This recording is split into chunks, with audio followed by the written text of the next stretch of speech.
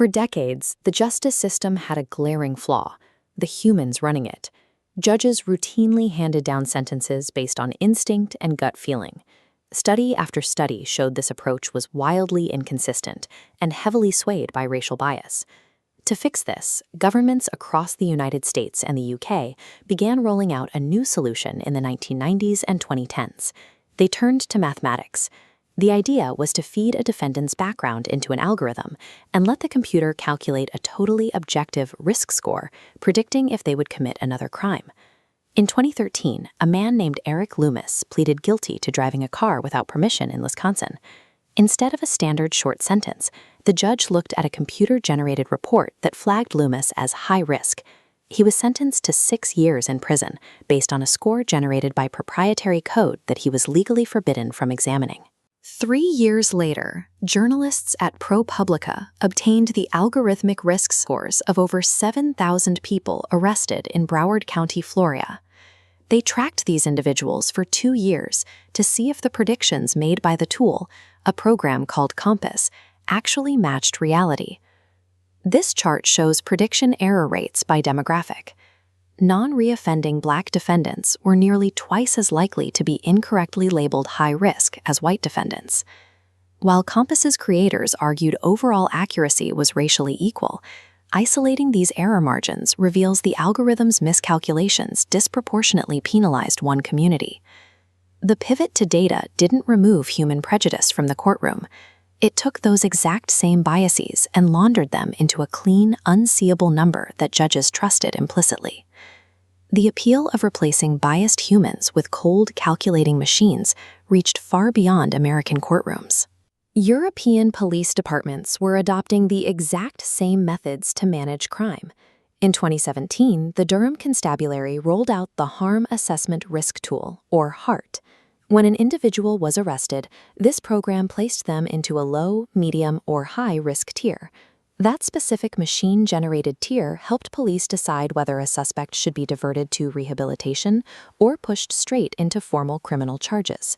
When civil rights researchers finally analyzed the system, they checked how often the tool actually got those predictions right.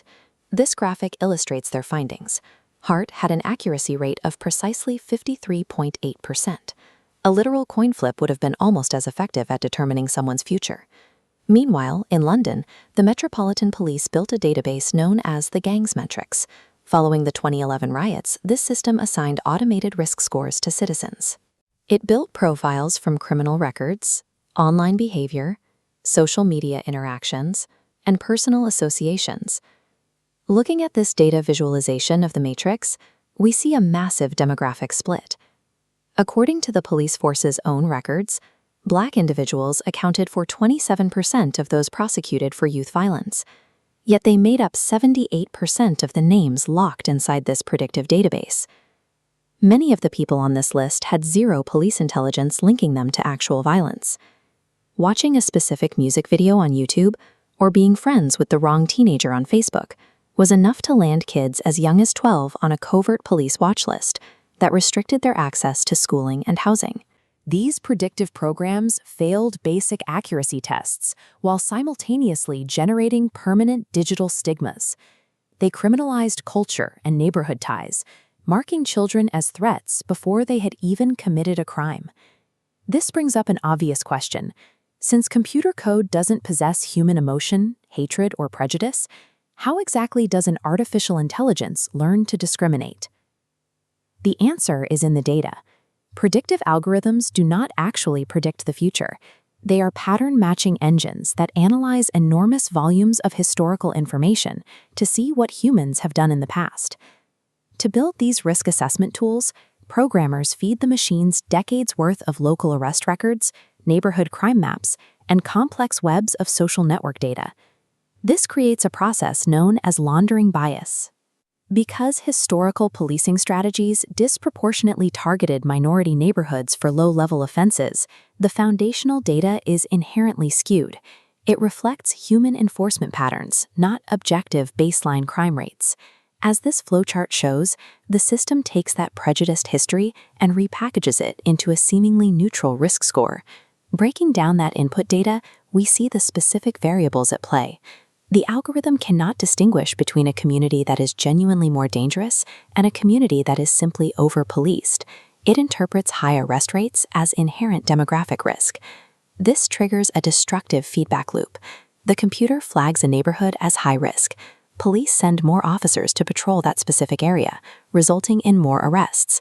Those new arrests are fed back into the system, which the algorithm uses as mathematical proof that its original prediction was entirely correct.